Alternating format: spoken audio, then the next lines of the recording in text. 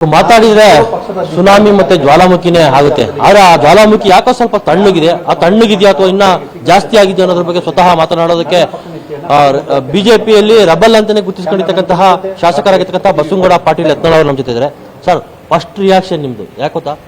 ಸಾಕಷ್ಟು ಆಸೆಗಳನ್ನು ಇಟ್ಕೊಂಡಿದ್ರು ಕಾರ್ಯಕರ್ತರು, ಯತ್ನಾಳ್ ಅವರು ರಾಜ್ಯಾಧ್ಯಕ್ಷರಾಗ್ತಾರೆ ಅಥವಾ ವಿಪಕ್ಷ ನಾಯಕರಾಗ್ತಾರೆ ಅಂತ. ಆದ್ರೆ ಅದು ಯಾವುದೂ ಸಹ ಆಗಲಿಲ್ಲ. ಕೊನೆಗೆ ನಿಮ್ಗೊಂದು ಬಹುಮಾನ ಸಿಕ್ತು. ಆ ಬಹುಮಾನದ ಬಗ್ಗೆ ಏನು ಹೇಳ್ತೀರಾ?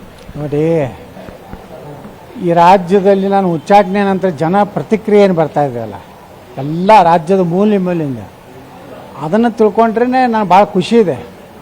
ಇವರು ರಾಜ್ಯಾಧ್ಯಕ್ಷ ಮಾಡಲಿ ಬಿಡಲಿ, ವಿರೋಧ ಪಕ್ಷ ನಾಯಕ ಮಾಡಲಿ ಬಿಡಲಿ, ಮುಖ್ಯಮಂತ್ರಿ ಮಾಡಲಿ ಬಿಡಲಿ, ಆದರೆ ರಾಜ್ಯದ ಜನ ನನ್ನ ಮ್ಯಾಗಿನ ವಿಶ್ವಾಸ ಇಟ್ಟಿದ್ದಾರಲ್ಲ, ಅದನ್ನು ಈ ರಾಜ್ಯದಲ್ಲಿ ಯಾವ ನಾಯಕನ ಬಗ್ಗೆನೂ ಇಷ್ಟು ವಿಶ್ವಾಸ ಜನ ಇಟ್ಟಿಲ್ಲ.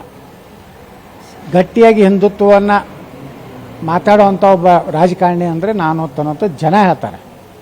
ಯತ್ನಾಳ್ ಕರ್ನಾಟಕ ಮುಖ್ಯಮಂತ್ರಿ ಆಗ್ಬೇಕಂತ ಇವತ್ತು ಜನ ಮಾತಾಡ್ತಾ ಇದ್ದಾರೆ. ಬಿ ಜೆ ಪಿ ನಿಮ್ಮನ್ನು ಹೊರಗೆ ಹಾಕಿರ್ಬೋದು, ಆದರೆ ನಾವು ನಿಮ್ಮ ಜೊತೆಗಿದ್ದೀವಿ ಅಂತ ಹೇಳಿ ಜನ ಹೇಳ್ತಾರೆ. ಬಿ ಜೆ ಪಿ ಕೆಲವೊಂದು ಈ ಭ್ರಷ್ಟ ಕುಟುಂಬ, ಯಡಿಯೂರಪ್ಪನ ಕುಟುಂಬದ ಒಂದು ಬ್ಲ್ಯಾಕ್ ಮೇಲ್ ತಂತ್ರದಿಂದ ನಾನು ಹೊರಗೆ ಹಾಕಿರ್ಬೋದು ಅಷ್ಟೇ.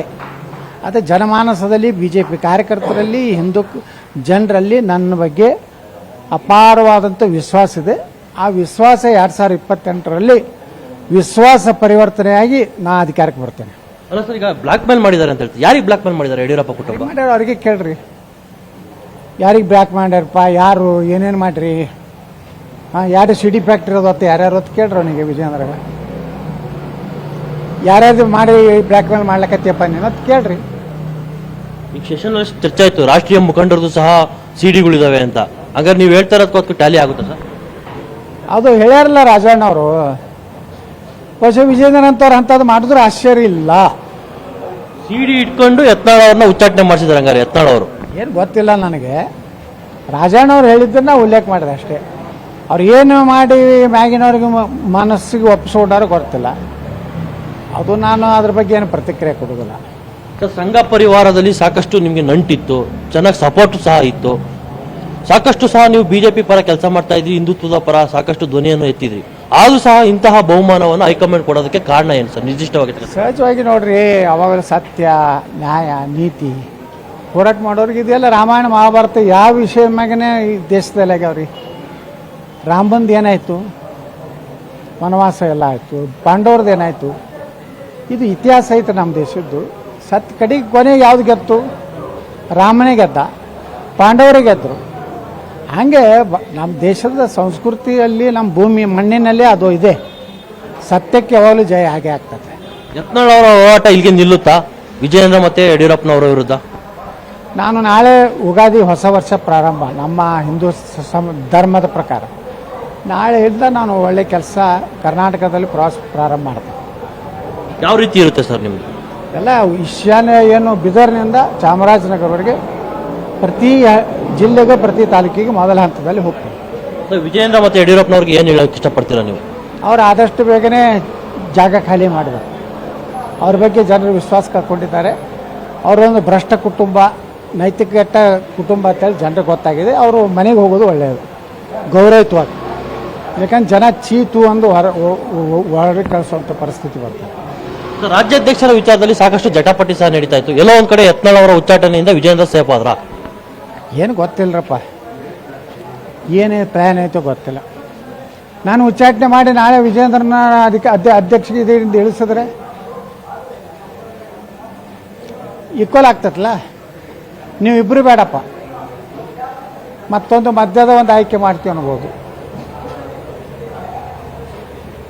ಇನ್ನೊಂದು ಚೆನ್ನಾಗಿ ಬಹಳ ವಿಷಯ ಚರ್ಚೆ ಆಗ್ತಾ ಇರ್ತಕ್ಕಂಥದ್ದು, ಈ ಯಡಿಯೂರಪ್ಪನವರ ಕುಟುಂಬದ ವಿರುದ್ಧ ತಿರುಗದಂತ ಈಶ್ವರಪ್ಪನವ್ರಿಗೂ ಸಹ ಇದೇ ಗತಿ ಆಯಿತು. ಈಗ ಯತ್ನಾಳ್ ಅವ್ರಿಗೂ ಸಹ ಇದೇ ಗತಿ ಆಗಿದೆ. ಹಂಗಾರೆ ಯಡಿಯೂರಪ್ಪ ಬಿಟ್ಟರೆ ಬಿಜೆಪಿಲಿ ಕರ್ನಾಟಕದಲ್ಲಿ ಬೇರೆ ಯಾರು ಇಲ್ವಾ ಅನ್ನೋದ್ರ ಬಗ್ಗೆ ಸಹ ಚರ್ಚೆ ಆಗ್ತದೆ. ಇದು ನಂದು ಕೊನೆಯ ಒಂದು ಅವರ ಇದಕ್ಕೆ ಇನ್ನು ಮ್ಯಾಗ ಅವ್ರದ್ದು ಕೊನೆ ಪ್ರಾರಂಭ ಆಗ್ತದೆ ಯಡಿಯೂರಪ್ಪ ಕುಟುಂಬ. ಸರ್, ಇವತ್ತು ಇನ್ನೊಂದು ಪ್ರಮುಖವಾಗಿ, ಇವತ್ತು ಅಮಾವಾಸ್ಯೆ, ನವರಂಗತ್ತ ಇರ್ತಕ್ಕಂತಹ ಶನೇಶ್ವರ ಟೆಂಪಲ್ ಹೋಗ್ಬಿಟ್ಟು ಪೂಜೆ ಮಾಡಿಸಿದ್ದೀರಾ. ಏನು ಸರ್ ಇದು ವಿಶೇಷ? ನೋಡಿ, ಇವತ್ತು ಭಾಳ ಮಹತ್ವದ ಪಂಚಮ ಶನಿ ಅಂತ ಕೆಲವೊಂದು ನಕ್ಷತ್ರಗಳಿಗೆ, ರಾಶಿಗಳಿಗೆ ಇತ್ತು. ಇವತ್ತಿನಿಂದ ಅದರಿಂದ ಹೊರಗೆ ಬರ್ತದೆ. ಶನಿ ಮಹಾರಾಜರು 6ನೇ ಸ್ಥಾನಕ್ಕೆ ಬಂದು ಕೂತ್ರೆ ನಾವೆಲ್ಲ ಏನು ಆ ಒಂದು ನಕ್ಷತ್ರದಲ್ಲಿದ್ದವ್ರಿಗೆಲ್ಲ ಒಳ್ಳೇದಾಗ್ತದೆ. ನಿನ್ನೆಗೆ ಶನಿಯ ಒಂದು ಕಾಟ ಇವತ್ತಿಗೆ ತಪ್ತದೆ, ನಾಳೆ ಹೊಸ ವರ್ಷ ಇದೆ, ಹೊಸ ಯುಗ ಪ್ರಾರಂಭ ಆಗ್ತದೆ. ಶನಿ ಕಾಟ ಹಂಗಾರೆ ಯಾರಿಗೆ ಸ್ಟಾರ್ಟ್ ಆಗುತ್ತೆ ಸರ್ ರಾಜ್ಯದಲ್ಲಿ? ಈಗ ನಮ್ಮಿಂದ ನಾವು ಮುಕ್ತ ಆಗಿವಿ, ನಾವು ಮುಕ್ತ ಆಗಿವಿ ಅಂದರೆ ಮುಗಿದೋಯ್ತು. ಅದು ಯಾರಿಗೆ ಕಾಡಬೇಕು ಅವ್ರು ಕಾಡ್ತಾರೆ. ಅದು ಸ್ವಲ್ಪ ಹೇಳ್ಬೋದಲ್ಲ ಸರ್ ಯಾರಿಗೆ ಸ್ಟಾರ್ಟ್ ಆಗುತ್ತೆ? ಯಾರಿಗೆ ನನಗೆ ಕಾಡ್ಯಾರೋ ಅವ್ರಿಗೆ ಕಾಡ್ತಾರೆ. ಇನ್ನೊಂದು ಪ್ರಮುಖವಾಗಿ ಜಯಮೃತ್ಯುಂಜಯ ಸ್ವಾಮೀಜಿಗಳು ಸಹ ನಿಮ್ಮ ಪರ ನಿಂತಿರ್ತಕ್ಕಂಥದ್ದು, ಸಮುದಾಯ ಸಹ ನಿಮ್ಮ ಪರ ನಿಂತಿರ್ತಕ್ಕಂಥದ್ದು. ಅದೇ ವಿಜಯೇಂದ್ರ ಬಣದಲ್ಲಿ ಗುರುತಿಸಿಕೊಂಡಿರ್ತಕ್ಕಂಥ ರೇಣುಕಾಚಾರ್ಯ ಅವರು ಹೇಳ್ತಾರೆ ಸ್ವಾಮೀಜಿಯವ್ರ ತರ ಇರಬೇಕು, ಅವ್ರ ಮೇಲೆ ನನಗೆ ಗೌರವ ಇದೆ ಅಂತ. ಇವ್ರ ಬಗ್ಗೆ ಏನು ಹೇಳಕ್ ಇಷ್ಟಪಡ್ತೀನಿ? No comments. ಸೊ ಕೊನೆಯದಾಗಿ ವಿಜಯೇಂದ್ರ ಅವ್ರಿಗೆ ಏನು ಸವಾಲ್ ಆಗ್ತೀರಾ? ಏನು ಆ ಸವಾಲು ಹಾಕೋದಿಲ್ರಿ, ರಾಜ್ಯದ ಜನ ಬುದ್ಧಿ ಕಲಿಸ್ತಾರೆ ಅಷ್ಟೇ. ಈ ಉಚ್ಚಾಟನೆ ವಿಚಾರವನ್ನ ಪುನರ್ ಪರಿಶೀಲನೆ ನಡೆಸಬೇಕಂತ ಹೇಳ್ಬಿಟ್ಟು ನಿಮ್ಮ ರೆಬಲ್ಸ್ ಟೀಮ್ನೇ ಒಂದು ಮೀಟಿಂಗ್ ಮಾಡಿರ್ತಕ್ಕಂಥದ್ದು, ಮನವಿ ಮಾಡ್ತೀವಿ. ಇಲ್ಲ, ನಾನು ವೈಯಕ್ತಿಕವಾಗಿ ಏನೋ ಮನವಿ ಮಾಡ್ಕೋದಿಲ್ಲ. ಅವ್ರು ಬೇಕಾದ್ರೆ ನಮ್ಮ ಟೀಮ್ನವರು ಪಕ್ಷದ ಹೈಕಮಾಂಡ್ ಬಗ್ಗೆ ಚರ್ಚೆ ಇದು ಮಾಡ್ಕೋಬೋದು, ಅದಕ್ಕೆ ನಂದೇನು ತಕರಾರಿಲ್ಲ. ಯತ್ನಾಳ್ ಅವ್ರನ್ನ ಮತ್ತೆ ಬಿಜೆಪಿಲಿ ನೋಡ್ಬೋದಾ ನಿಮ್ಮ ಕಾರ್ಯಕರ್ತರು? 100ಕ್ಕೆ 100 ಯಾವಾಗ ಅಂತ ಸರ್? ಬರ್ತದೆ, ಅದನ್ನು ಶೀಘ್ರವಾಗಿ ಬರ್ತದೆ. ಇದಿಷ್ಟು ಶಾಸಕರಾಗಿರ್ತಕ್ಕಂಥ ಬಸನಗೌಡ ಪಾಟೀಲ್ ಯತ್ನಾಳ್ ಅವರ ಮಾತು. ಕ್ಯಾಮರಾಮನ್ ಸುಧೀರ್ ಜೊತೆ ರಾಘವೇಂದ್ರ ವಿ ಎನ್, ಪವರ್ ಟಿವಿ, ಬೆಂಗಳೂರು.